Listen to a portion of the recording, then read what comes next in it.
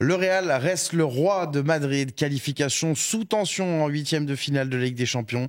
Et on est ensemble pour en parler dans le Club des 5. Bienvenue à tous les socios, ravis de vous retrouver ici à la maison, au Club des 5 bien sûr. On va en parler, donc je vous disais, de cette suite des 8e de finale, de cette qualification du Real sur le fil au Wanda Metropolitano, feu Wanda Metropolitano, face à un Atlético qui a bien bataillé. Comme d'habitude, c'est la coutume dans ce genre de confrontation.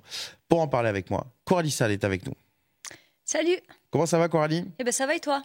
Bon, moi ça va. Dans un décor intimiste ? Dans un décor intimiste, exactement. Et moi j'ai passé une soirée moins sous tension que toi, je pense. Mais... Ouais, c'était un peu compliqué. Ouais. Franchement, ouais. Parce qu'en plus, la physionomie du match ne nous a pas rassurés non plus. Ouais, puis t'as apprécié les règles de l'arbitrage sur les tirs au but. J'ai pas tout compris, ouais. Mais comme tout le monde, je pense. Mais ça tombe du bon côté. Mais ça tombe du bon côté, donc bon, on va pas se plaindre. Exactement, pragmatique. Elton Mokolo. Salut Sam, salut Coralie et salut à toutes les personnes qui vont regarder cette vidéo. Comment ça va ? Bah très très bien, et toi ? Moi ça va très bien. Je vais t'appeler Elon, comme un homme qui influence la planète. Elton Sayra. Non, ouais. Écoute, ça va. Bah, soirée Ligue des Champions riche en émotions. Oui, toi c'est hier que t'as le plus vibré devant ton écran. Non, mais j'ai vibré même sur les autres matchs de Ligue des Champions. Le Liverpool, le PSG était un grand moment. Et même l'Atlético Real, il y en a beaucoup qui ont été déçus. Je fais, mais les gars, c'est Atlético Real. Je fais, oui. C'est... beaucoup de tension, beaucoup de nervosité, beaucoup de sueur et très souvent le Real Madrid qui gagne. De la sueur et des larmes, comme disait l'autre. Exactement. Le Real donc qui a sorti l'Atlético, c'est finalement un Real immortel comme toujours en Ligue des Champions qui a réussi à s'en sortir. Alors soirée un peu spéciale quand même du côté de Madrid parce que au bout de 30 secondes, Gallagher a ouvert le score. On s'est dit bon, ça va nous ouvrir la rencontre, peut-être. Même si on sait que l'Atlético généralement peut savoir gérer ce type de résultat. Mais les équipes étaient à égalité, donc il fallait avoir un vainqueur. Et bien finalement, ça nous a presque fermé ce match. Beaucoup d'erreurs, Elton. On a dû patienter jusqu'au tir au but pour avoir le vainqueur, mais une rencontre où on a quand même quelques déceptions sur la rencontre. Bah, il est important de revenir sur le but de Gallagher parce qu'à partir du moment où tu marques à la 30e seconde, il y a égalité sur la double confrontation. Et ça favorise quoi ? Ça favorise l'idée que pour l'Atlético, il n'était pas nécessaire d'aller prendre des risques. Parce que moi, je m'attendais à un match où l'Atlético n'allait pas nécessairement souffrir parce que tu avais seulement un but de retard. C'est pas un retard insurmontable. Et moi, je voyais l'Atlético fermer le jeu. Mais là, en plus, tu as Gallagher qui marque. On a égalité. C'est-à-dire qu'on est rentré sur une configuration où c'était la première équipe qui allait faire une erreur, qui allait sortir. Et à ce jeu-là, tant du côté du Real Madrid et du côté de l'Atlético de Madrid, on n'a pas voulu faire cette erreur fatidique qui aurait profité à l'adversaire. Donc c'est pour ça que du côté de l'Atlético, oui, tu as des occasions. Oui, effectivement, Thibaut Courtois a été mis à contribution. Mais il faut aussi regarder la qualité des occasions. Moi, j'ai pas vu des occasions hors normes non plus. Et du côté du Real Madrid, tu as quand même un penalty loupé par Vinicius. Donc c'est vrai que ce match va laisser des regrets, des frustrations pour l'Atlético parce que tu étais à domicile, tu as quand même eu 120 minutes pour aller chercher ce deuxième but, mais tu n'as pas réussi à le faire face à un Real Madrid qui, si dans le jeu, ça n'a pas été abouti, ça a été même très insuffisant, notamment avec le quatuor offensif. Ils ont su s'appuyer sur des vertus défensives, incarnées par un Thibaut Courtois, incarnées par un Raúl Asensio, Fede Valverde notamment sur son repositionnement au milieu de terrain, l'entrée de Camavinga. Donc tout ça fait que le Real Madrid n'a pas été spectaculaire, n'a pas été brillant, mais le Real passe. Oui, alors c'est une qualif sans briller quand même, Coralie. On a un peu l'impression que sur ce match, c'était un peu le duel des ambassadeurs à Koh-Lanta, quoi. Il y a personne, non mais il y en a aucun des deux qui veut éliminer un membre de son équipe, donc on va à la boule noire. On essaie chacun de conserver le résultat le plus longtemps possible, et puis de toute façon à la fin, il faudra bien trouver un vainqueur au tir au but. Ah bah oui, clairement. Et puis surtout, moi j'ai trouvé aussi l'apport du stade énorme.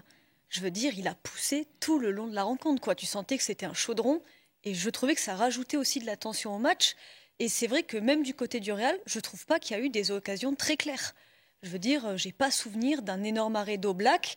Donc ouais, c'était une rencontre hyper fermée. J'ai envie de te dire, comme tous les derbys de Madrid, c'est rare que tu aies un derby de Madrid avec énormément de buts et tout. Et je pense que ouais, à la fin, tu sentais qu'ils voulaient aller aux tables tous les deux. Et ben ça s'est passé comme ça, quoi. Mais il joue quand même un peu avec la peur, Coralie, le Real sur ce type de rencontre et particulièrement ce soir. Ouais, moi je les ai trouvés très fébriles. Franchement, quand tu regardes le pressing, il a été inexistant. Moi j'ai trouvé la première période du Real très mauvaise. J'ai trouvé qu'il n'y avait vraiment rien à sortir, à part Thibaut Courtois qui fait quelques arrêts et Raúl Asensio que j'ai trouvé vraiment bon défensivement.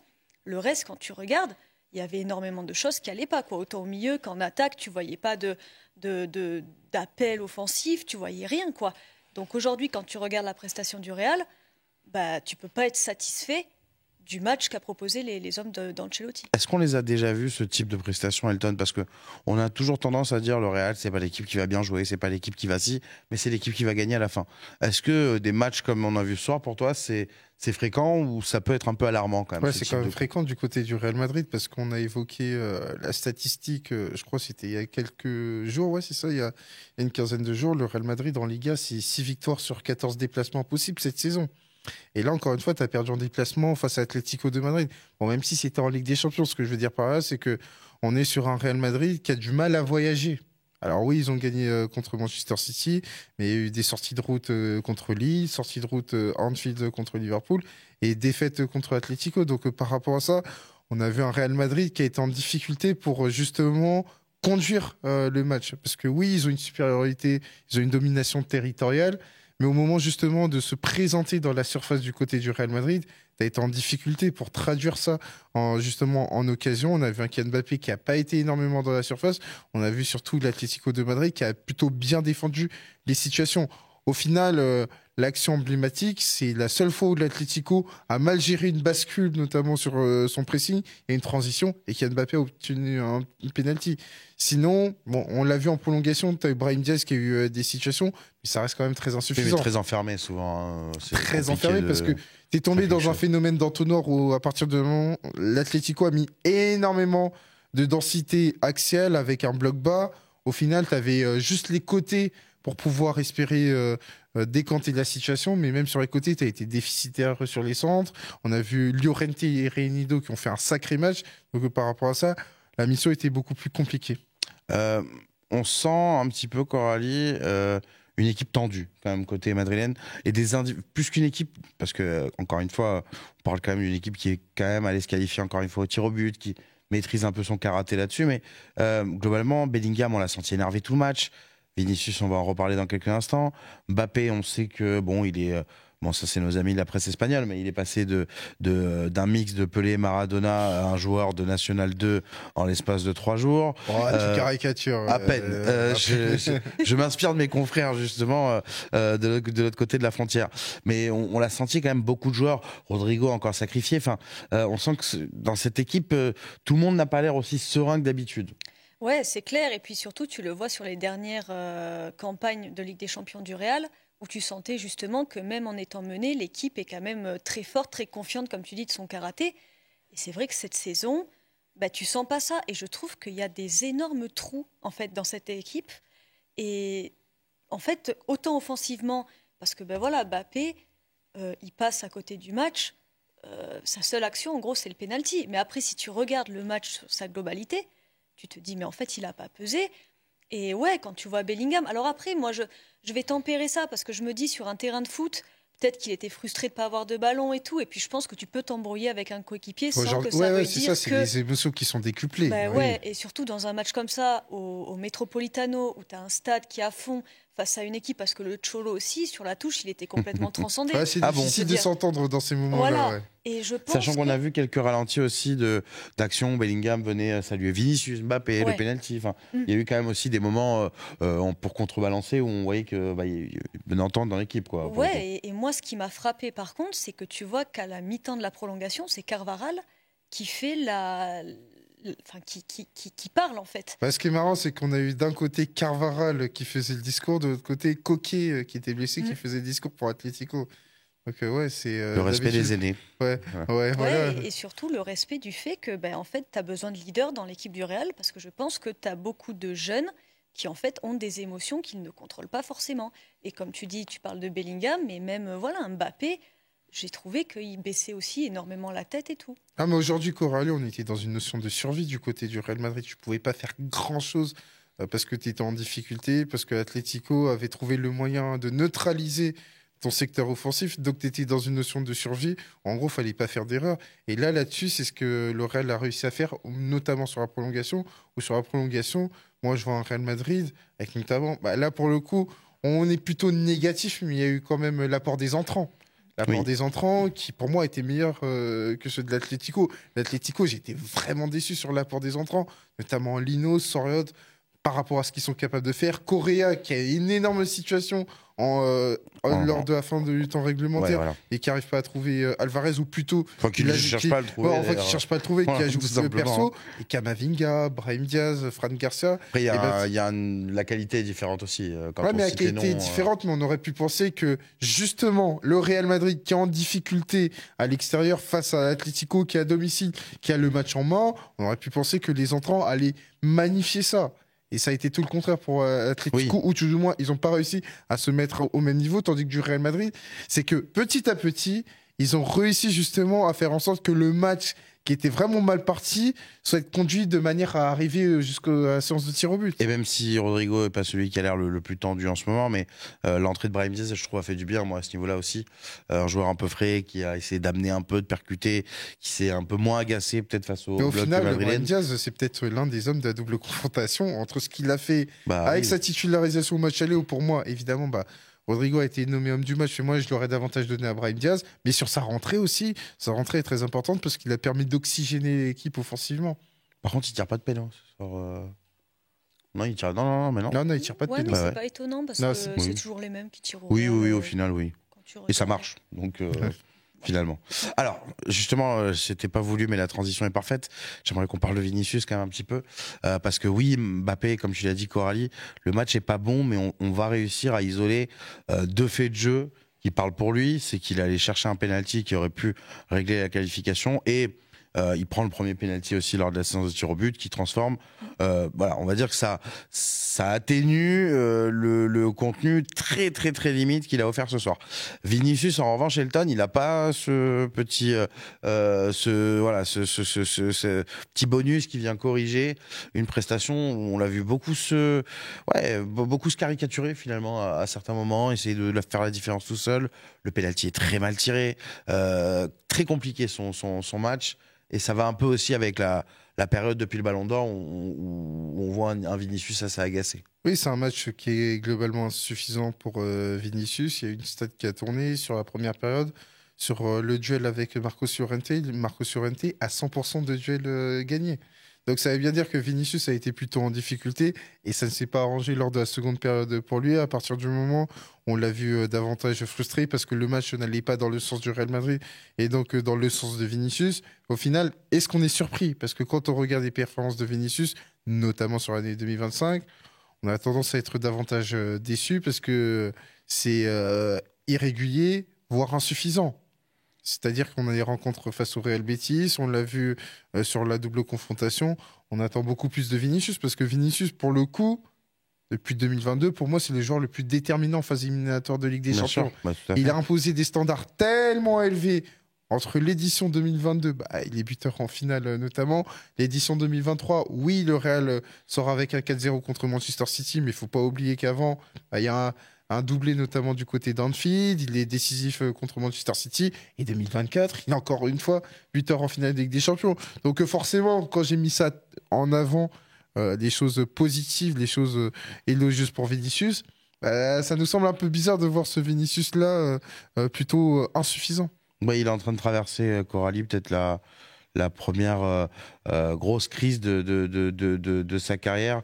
Il y avait eu des débuts un peu compliqués au Real, mais là on sent vraiment que c'est un joueur qui a l'air un peu plombé en ce moment. Ouais, et puis après moi je rajouterais quand même un contexte. C'est vrai que Vinicius au Metropolitano il a du mal parce qu'il y a un énorme passif. Avec notamment, il y avait eu une poupée qu'ils avaient accrochée au-dessus d'un pont, les insultes racistes et tout. Donc c'est vrai que quand il joue là-bas, tu sens qu'il est particulièrement touché et qu'il veut faire en fait la différence tout seul. Après ce soir, c'est vrai qu'il on l'a vu à la fin du match, tout de suite, aller chambrer. Vinicius, c'est un but en 17 matchs contre Atlético. Ah oui, bête noire. Et puis c'est un joueur que quand tu le vois jouer, tu vois qu'il joue à l'émotion. Et je pense qu'à l'Atlético, c'est comme quand il joue à Valence. Tu sens qu'il est vite submergé et tout. Et puis ce soir, pour moi, il n'a pas non plus été hyper aidé parce qu'il y avait souvent des prises à deux sur lui. Et Mendy, ce qu'il fait offensivement, tu ne peux pas compter dessus, quoi. Donc, son match est très difficile. C'est sur la lignée de ses performances. Mais je pense qu'il n'a pas été aidé non plus, quoi. Compliqué pour Vinicius.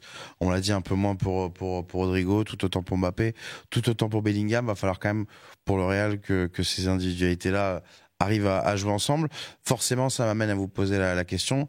Quand on dresse ce bilan-là de la soirée madrilène, il y a quand même des regrets à avoir pour l'Atlético, Elton, de, comme tu l'as dit il y a quelques instants, peut-être ne pas avoir essayé d'appuyer là où ça fait mal, notamment avec les entrants, notamment en deuxième mi-temps. Bien sûr qu'il y a des regrets pour l'Atlético, dans la mesure où il a manqué ce fameux deuxième but qui, pour moi, aurait été le but le plus important de la double confrontation parce que ça t'aurait rapproché d'une qualification.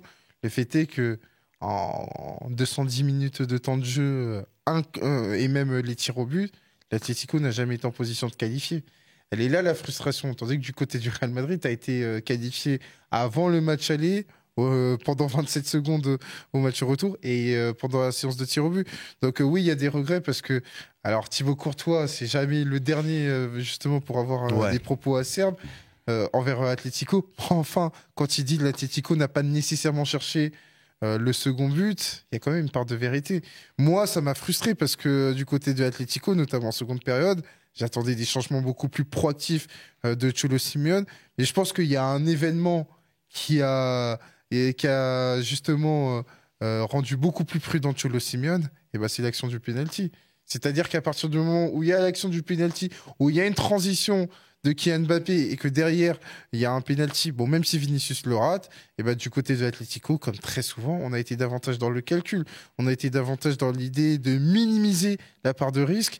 Et en gros, l'idée c'était davantage plutôt d'éviter le 1 partout plutôt que d'aller chercher le 2-0. Et ça, malheureusement, c'est un impact. Parce que moi, je disais déjà au match aller, moi, il y en a beaucoup qui ont dit 2-1, c'est un très bon résultat au Bernabéu. Sauf que depuis 2021, il n'y a plus le but à l'extérieur. Il n'y a plus le but à l'extérieur. Et moi, l'idée que Atlético mette 2 buts d'écart, même face à ce Real Madrid, ça me semblait très compliqué. Et ça s'est avéré parce que le Real Madrid, on peut dire tout ce qu'on veut, c'est insuffisant, mais ils sont quand même capables de capitaliser. Mais il y a eu des situations quand même pour. Il y a eu des situations, mais encore une fois, quand tu regardes la qualité des tirs, Thibaut Courtois, oui, il fait des parades. Mais il faut voir aussi la réalité des parades. On a vu un bien plus grand Courtois. C'est souvent des tirs lointains. J'ai pas vu un Thibaut Courtois miraculeux. Donc moi, par rapport à ça, du côté de l'Atlético, moi je dis que sur la double confrontation, il y a des regrets parce que il y a eu 4 confrontations contre le Real Madrid, il y a eu 3 matchs nuls, enfin il y a eu 2 matchs nuls, une victoire de l'Atlético de Madrid et une défaite. Et malheureusement, c'est cette défaite qui a un impact en Ligue des Champions. Pourtant, Coralie, moi je ne les ai pas trouvés. Justement, on a souvent tendance à caricaturer un peu le jeu des colchoneros, c'est-à-dire que c'est Miladiz, que c'est le bus, etc. Je les ai pas trouvés dans le jeu si inintéressants ce soir, personnellement. Non, puis en plus, moi j'ai trouvé que Griezmann avait fait un match énorme. Justement, j'ai trouvé qu'à la relance... Ah ouais, t'as trouvé énorme le match de Griezmann? Moi, j'ai bien aimé son match. Ah ouais, vraiment. Quand tu voyais tout, ce qu'il a fait à la relance et tout, moi, je l'ai trouvé vraiment bon. Tu vois, il a quand même manqué dans le dernier tir. Ouais, ça, c'est vrai. Mais après, tu vois, avec Alvarez et tout, j'ai trouvé son duo hyper intéressant. Mais non, pour moi, ils ont bien joué. Et c'est pour ça que moi, comme toi, comme Elton, à l'aller, j'ai pas compris pourquoi le Cholo s'était contenté du 2-1. Bien sûr. Et en fait, tu pars avec un but de retard, tu marques très vite, donc tu te dis, bah en fait, ils vont attaquer. Mais après, au plus le match avançait, au moins tu sentais qu'en fait, ils allaient marquer. Donc, moi, j'ai vraiment eu l'impression qu'ils voulaient les amener au tir au but. Ça, c'est quand même problématique. Exactement, parce que le Real, c'est pas... Parce que quand même, t'as 30 minutes de plus à la maison. Oui. Et moi, c'est le problème avec l'Atlético de Madrid, c'est que encore une fois, on a beaucoup parlé des qualifications de Cholo Simeone face au Barça, face à l'Inter, face à Leverkusen, mais enfin à chaque fois ça passe ric-rac.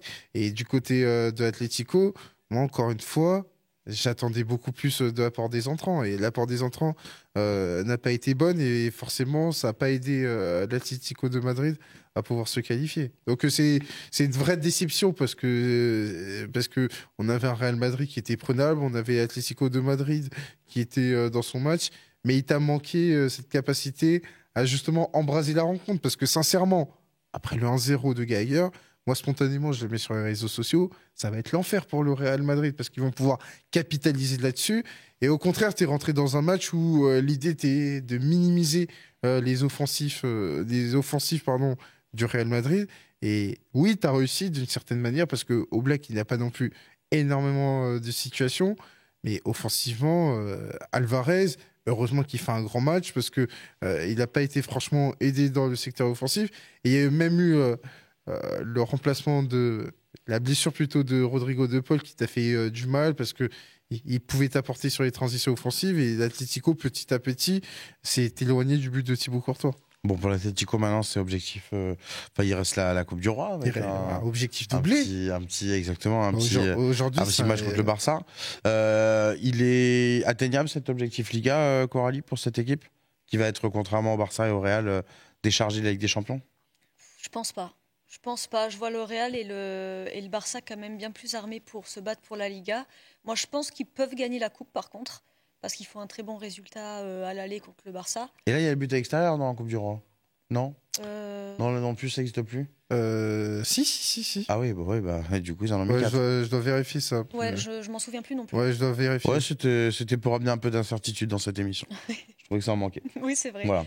Mais non, pour moi, ils sont plus armés pour gagner la Coupe que pour gagner la Liga. Je pense que la Liga, tu as 2 équipes qui sont plus armées, qui sont meilleures que l'Atlético. Après, je ne connais pas les calendriers des 3 équipes pour juger, mais déjà, on aura un petit Barça-Atlético le petit Barça des Atlético va donner quand même des indications. C'est quand même en train de me travailler cette histoire de but à l'extérieur. Je crois que c'est encore valide à partir... Moi, il me semble. Hein. Non, à partir des demi-finales, si je dis pas de bêtises. Ah ouais, à partir des demi-finales. Ouais, mais après, t'as pas de confrontation. Ça complexifie beaucoup la règle. Hein. Non, mais à partir des demi-finales, normalement, ça doit rentrer en vigueur dans la mesure où on est sur les matchs directs. Mais maintenant, pour l'Atlético, par rapport à la Liga, moi, j'ai envie de dire, aujourd'hui, je les vois pas champions parce que faut aussi recontextualiser la chose quand on parle de l'Atlético de Madrid. Cette saison, ou plutôt cette année 2025, l'Atlético de Madrid, c'est 50% de victoire. 50% de victoire avec notamment des matchs qui n'ont pas été aboutis, des matchs où tu as perdu notamment sur des terrains où tu aurais pu faire mieux, face à Leganés, face à Retafe pas plus tard que dimanche dernier. Et ça, il faut cette régularité pour aller être champion d'Espagne. Maintenant, du côté de l'Atlético, on a tendance à se dire qu'à partir du moment, et vraiment à partir du moment où l'Atlético n'est plus en Ligue des Champions, ça te laisse beaucoup plus de plage de récupération pour aller jouer ces finales. Mais maintenant, l'Atlético de Madrid, va falloir se déplacer, va falloir jouer contre Barça dimanche. Et pour moi, c'est absolument pas gagné. Bon, je vous ai demandé de nous faire un peu de Nostradamus parce que on glisse tout doucement vers la dernière partie de cette émission qui est bien sûr l'instant, j'allais dire l'instant au tableau, mais non, oui, l'instant, tout simplement l'instant Winamax maintenant. Dans le club des 5, bien sûr, on va jouer ensemble, on va essayer justement de se projeter un peu dans cette Ligue des Champions. Juste avant, je vous rappelle, déjà première chose, que vous pouvez inscrire le code promo Club 10 lors de votre premier dépôt sur le site de Winamax, lors de votre inscription, hein, bien sûr, si vous n'êtes pas encore inscrit. Et je rappelle, bien sûr, ça c'est très important, que jouer comporte des risques. Ça doit être un petit moment sympathique comme va y avoir dans quelques instants entre amis et surtout pas une contrainte ou un problème dans votre quotidien. Si vous avez le moins de soucis liés au jeu en ligne, il y a un petit numéro juste en bas qui s'affiche. Vous pouvez contacter des personnes qui vous aideront. Je vous disais donc que l'instant Winamax, parce que j'avais envie de poursuivre un peu la discussion. On a parlé, pourquoi pas, d'un potentiel titre pour l'Atlético en Liga, mais parlons du potentiel titre, du potentiel doublé du Real en Ligue des Champions, avec une cote quand même alors PSG à la mi-temps, pourquoi pas, on le verra un peu plus tard, mais ce PSG Real hein, qui peut arriver en demi-finale de Ligue des Champions, mais Real qui gagne la Ligue des Champions, c'est à 4,50. Qu'est-ce que vous en pensez, Coralie? Moi, j'y crois peu cette année. Ah ouais? Ouais, parce que... Pas de doublé? Non, parce que je trouve que le Real est vraiment fébrile cette année. Et ce qui a fait sa force, c'était quand même Courtois. Bon, il est encore très bon. Et le fait qu'ils arrivaient à conclure leurs occasions dès qu'ils en avaient une. Et j'ai pas l'impression que cette année, ça va le faire. Et je trouve qu'en plus, l'Arsenal et le PSG, ça peut être vraiment très compliqué. Parce que ce sont des équipes qui pressent énormément et tout. Et moi, je vois le vainqueur en fait de l'autre côté du tableau. Donc... Ah oui, effectivement. Ouais. Oui, donc on est loin de remplir de cocher toutes les cases. Ouais. Parce que donc l'autre partie du tableau, on rappelle, oui, il y a notamment le Barça, le Bayern et l'Inter, effectivement. Elton Mokolo. Je vais pas toucher la cote. Je vais pas toucher la cote. Je vois pas le Real Madrid parce que effectivement, parce que tu vois le Barça 10 ans après. Ils ont des individuels. Oui, je vois le Barça en effet. J'en ai déjà parlé. Je vois le Barça, mais du côté du Real Madrid, évidemment, ils ont des individualités extraordinaires et c'est ce qui te permet d'avancer dans le tournoi. Mais je pense que notamment face à des équipes beaucoup plus structurées, beaucoup plus qualitatives, à commencer par Arsenal, je pense qu'il y aura pour moi une limite. Et donc par rapport à ça, avec la fatigue engendrée, parce qu'il faut quand même parler d'un Real Madrid. On en a déjà parlé avec Coralie, qui a engagé cette saison sur cette compétition. Et donc ça a un impact notamment sur les gens, mais même sur les têtes, parce que le Real Madrid, la dernière fois qu'ils ont fait une semaine complète sans match, c'était fin août. Donc on parle d'une équipe en sortant d'un été avec Euro et Copa América.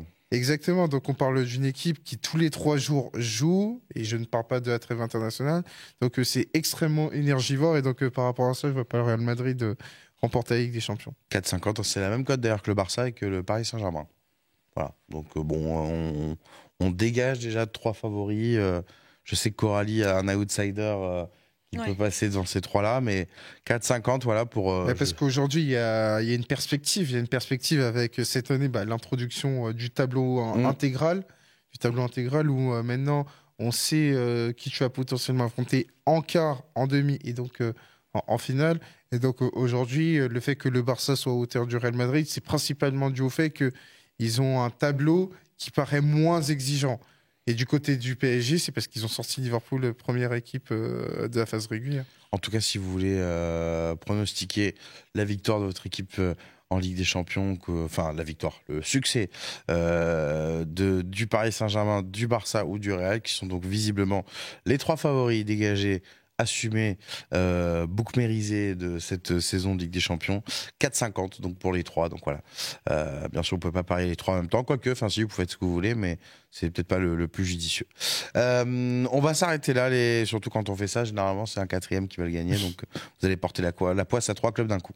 On va s'arrêter là, donc je vous disais les amis pour cet instant Winamax et également pour le Club des 5. J'aimerais vous remercier tous les deux, Elton, Coralie, pour ce bon débrief de cette soirée particulière, encore une fois, en Ligue des Champions avec le Real, comme toujours.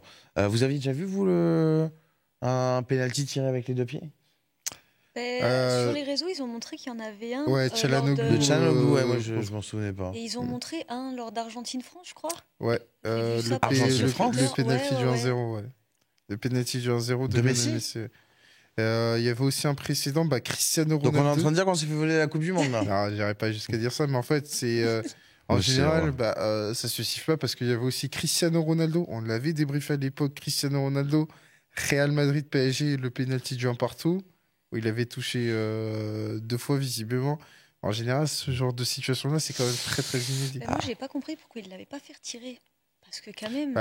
Visiblement, c'est règlement. C'est vrai que la règle, c'est la règle. Parce que moi, la règle, c'est la règle, mais moi, personnellement, il n'en tire aucun avantage.